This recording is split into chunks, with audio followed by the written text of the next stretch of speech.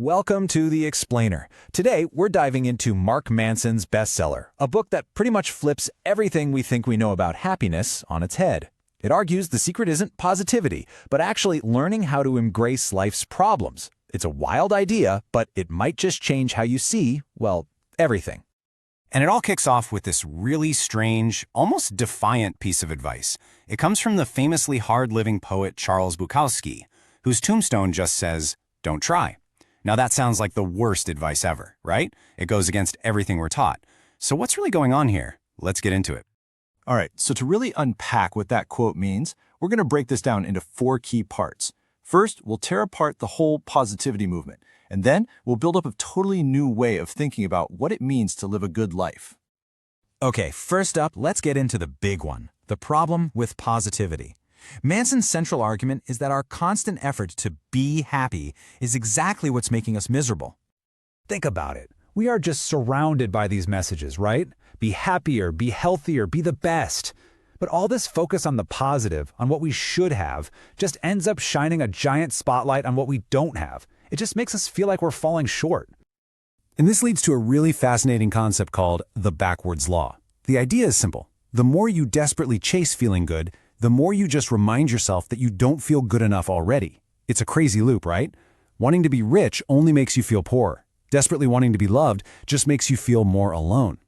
And here is where it gets really weird. It's a complete paradox. The desire for a more positive experience is in itself a negative experience. But on the flip side, just accepting a negative experience for what it is, well, that's actually a positive experience. The real strength comes from being able to just sit with the discomfort. So our obsession with only feeling good creates something Manson calls the feedback loop from hell. And you know this feeling. It's that awful spiral where, you feel anxious about a presentation, then you get anxious about feeling anxious, then you start feeling guilty for that, and on it goes. It's a prison of our own making. So, if chasing positivity is just a big trap, what's the alternative? Well, the answer is kind of surprising. It's not about avoiding problems. It's about finding better ones. The story of the Buddha is the perfect example of this. Here you have a prince, totally shielded from any kind of suffering, and he's miserable. So he tries the opposite, a life of extreme pain, and finds that's meaningless too. His huge breakthrough was realizing that suffering is just part of the deal. It's unavoidable. The real question is how you deal with it.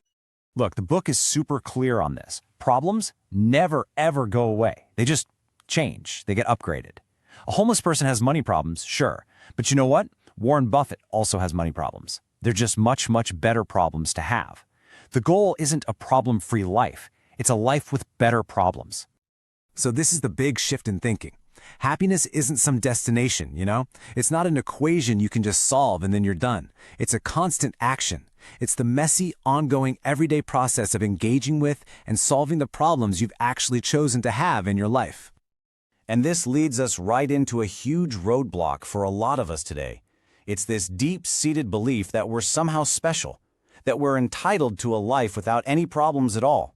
Manson calls this the tyranny of exceptionalism, and it's everywhere, especially on social media. We're just constantly seeing the most incredible successes and the most tragic failures. It's all extremes. And what that does is it makes being average feel like you're failing. So to cope with that feeling of not being good enough, we start to feel entitled. And what's so smart here is how he breaks down entitlement. It's not just one thing. On one side, you've got the person who thinks, I'm amazing and I deserve special treatment. But on the other side, you've got the person who thinks, I'm a total mess and I deserve special treatment. At the end of the day, they're both just different flavors of self-obsession, and they're both ways to avoid taking responsibility. So, what's real self-worth then? It's not about patting yourself on the back when you win. It's about how you handle your screw-ups and your flaws. Can you look at your failures honestly, accept them, and still get up and try to be better? That is real strength. Okay, so how do we actually do this? How do we escape that entitlement trap and build a life that actually means something? Well, that brings us to our final and honestly the most practical section of this whole thing. The book argues we've been asking the wrong question our entire lives. The question isn't, what do you want to enjoy? I mean, come on, everybody wants a great vacation and a fancy dinner. That's easy.